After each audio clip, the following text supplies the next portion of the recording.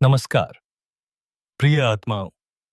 आज आप और मैं एक ऐसे विषय पर गहराई से बात करेंगे जिसे समझना जितना आसान लगता है उसे जीना उतना ही कठिन।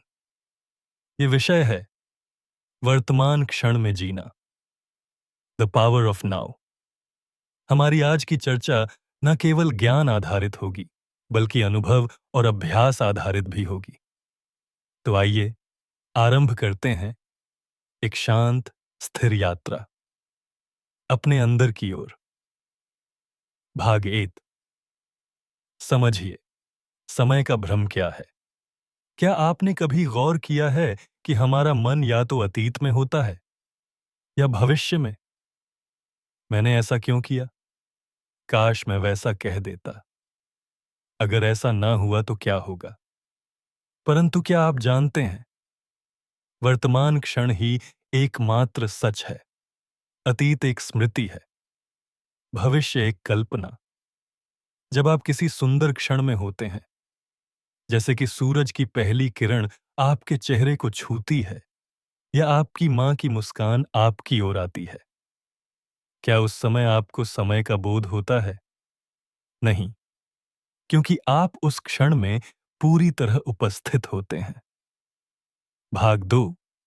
पहला अभ्यास, जागरूकता।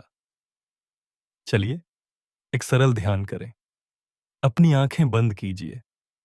धीरे धीरे एक गहरी सांस लें और छोड़ें।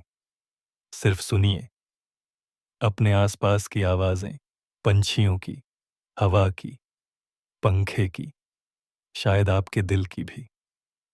अब अपनी सांस पर ध्यान दीजिए। कोई विचार आए तो उसे जाने दें, न पकड़ीडी दें, न रोकें, बस देखें। अब अपने मन में कहिए, मैं इस पल में हूं, यही क्षण मेरा जीवन है। भाग 3। श्री कृष्ण और श्री राम की शिक्षा।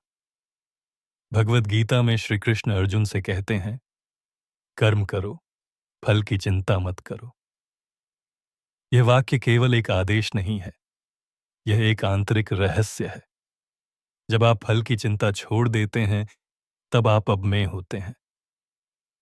रामायण में भी श्री राम हर चुनौती का सामना वर्तमान में रहते हुए करते हैं।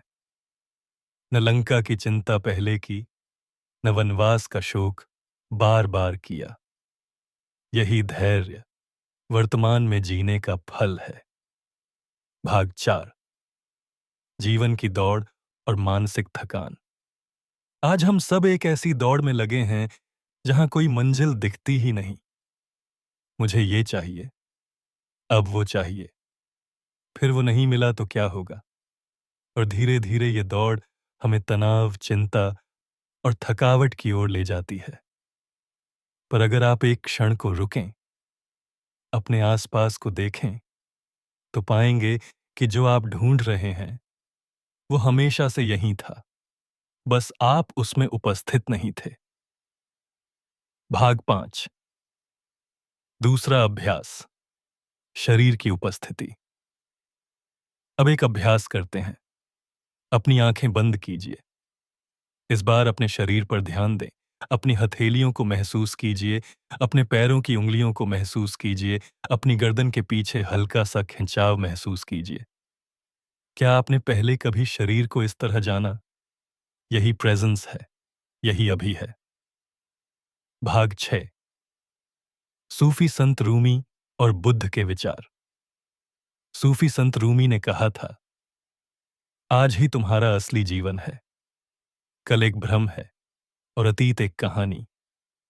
बुद्ध कहते हैं, हम जो सोचते हैं वही बन जाते हैं। अगर हम हर समय सोचते हैं, मैं पीछे छूट गया, मैं अभी तक सफल नहीं हुआ, तो हम वास्तव में खुद को पीछे ही रखते हैं। लेकिन अगर हम सोचें, मैं इस पल में पूर्ण हूं, तो फिर सच में सब कुछ बदल जाता है। भाग 7। प्रकृति और वर्तमान क्षण का संबंध। आपने देखा होगा, जब आप किसी पहाड़ पर खड़े होते हैं या किसी नदी के किनारे बैठते हैं, तो मन अपने आप शांत हो जाता है। प्रकृति में रहना, वास्तव में वर्तमान में रहना है, क्योंकि प्रकृति न तो अतीत में फंसी है, न भविष्य की चिंता में। वो बस है, बस अभी है। भाग 8। स्वयं के साथ मित्रता। अब एक गहरी बात, क्या आप कभी खुद के साथ अकेले बैठ पाते हैं, बिना मोबाइल, बिना किताब, बिना संगीत? शुरुआत में यह असहज लगता है, क्योंकि हम अपने विचारों से भागते हैं। लेकिन जैसे जैसे हम अब में रहना सीखते हैं, हम खुद से जुड़ने लगते हैं। खुद से प्रेम, खुद की स्वीकृति यहीं से शुरू होती है। भाग 9। तीसरा अभ्यास, साक्षी भाव। आइए एक और अभ्यास करें। अपनी आंखें बंद करें। अपने मन के विचारों को देखिए, जैसे आप सिनेमा देख रहे हों। आप विचार नहीं हैं, आप विचारों के साक्षी हैं। यह समझ आपको आजाद कर सकती है। अब कहिए, मैं विचार नहीं हूं, मैं वह हूं जो देख रहा है। भाग 10। जीवन के उपहार। अब हम अंत की ओर आ रहे हैं। जीवन हर पल हमें कुछ देता है, पर क्या हम उसे लेते हैं? हर सांस, हर मुलाकात, हर खामोशी एक उपहार है। वर्तमान क्षण ही वह कुंजी है जो हर ताले को खोल सकती है। समापन। अब जब यह यात्रा समाप्त हो रही है, मैं चाहता हूं कि आप एक वादा करें खुद से। हर दिन कुछ समय सिर्फ मौन में बिताइए, सिर्फ सांसों में, सिर्फ अस्तित्व में, क्योंकि आप तभी सच में जीते हैं जब आप अभी में होते हैं। धन्यवाद। शांति और अब में स्थिति की शुभकामनाएं।